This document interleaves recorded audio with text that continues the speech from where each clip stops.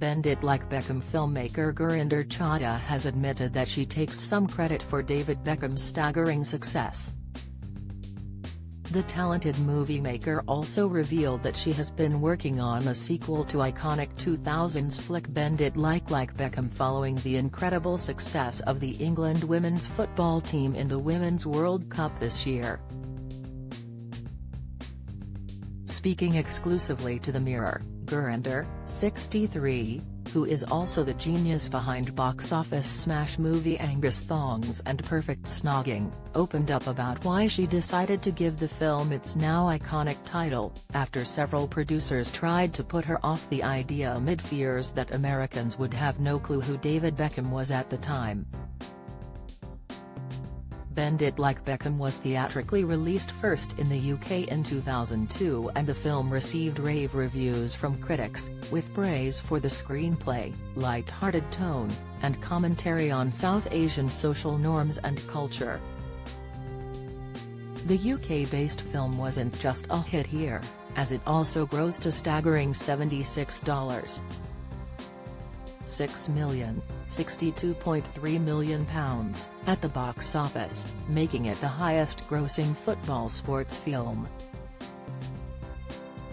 It also became the first Western movie to ever grace theaters in North Korea.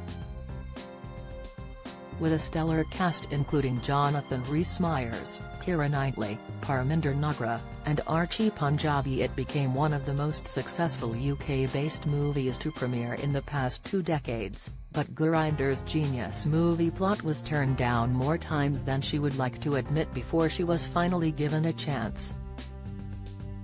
In an exclusive chat with The Mirror, she recalled, "When we first started working on the film, we did approach David, but that was in the late 90s and he was just a young kid working and he had his famous curtain hairstyle. He was living his dream playing for Manchester United and he was obviously dating Victoria at the time.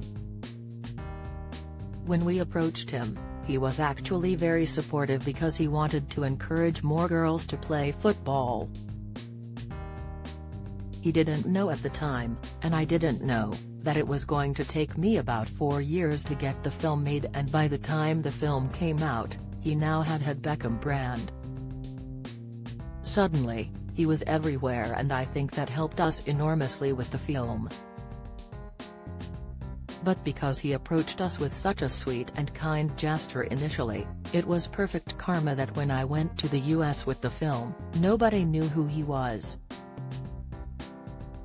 The movie company actually wanted to change the title of the film because they feared the film wouldn't work in America because nobody knew who David Beckham was.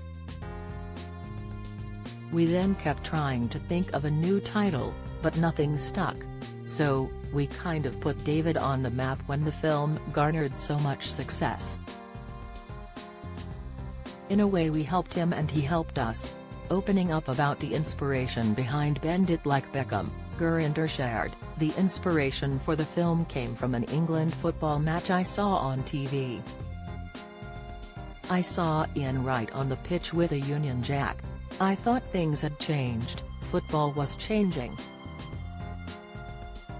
Something felt different and I always liked bringing opposites together.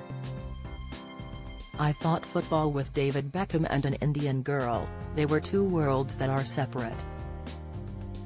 I thought the film would do well, but I never expected that 20 years on it would be so cherished and loved all over the world. I didn't think it would become a girl power classic. Recently in America, every single one of the soccer team that were champions said they got into football because of the film. And so much has changed here, too. The women's game is on TV now. You would never have that back then. There has been a lot of progress, also with racism." During her chat with The Mirror, Gurinder revealed that she has been defiantly against the idea of a sequel to Bend It Like Beckham following its huge global success, until this year after the Lioness's incredible journey during the World Cup. Given that Bend It Like Beckham shone a light on the taboo that was women's football over 20 years ago, The filmmaker feels that a new stance on the women's sport that was for a long time not respected in the UK, could be another huge success. Opening up about her exciting film plans, Gurinder told The Mirror, "For the longest time I never wanted to do a sequel. But I have to say, after the World Cup this year, and also with the Euros a few years ago, my brain is ticking again and I have an idea in my head that I'm thinking through for the first time. I'm thinking that I could definitely do something. I never wanted to follow the girls off in America, because I felt that what I had created was so magical for that moment in time. It's very hard with sequels. There are very few sequels that I think really hit the mark after the success of the first film. However, I do have an idea and I am starting to work on it, so I think I will definitely do something that shows how brilliant our athletes are right now."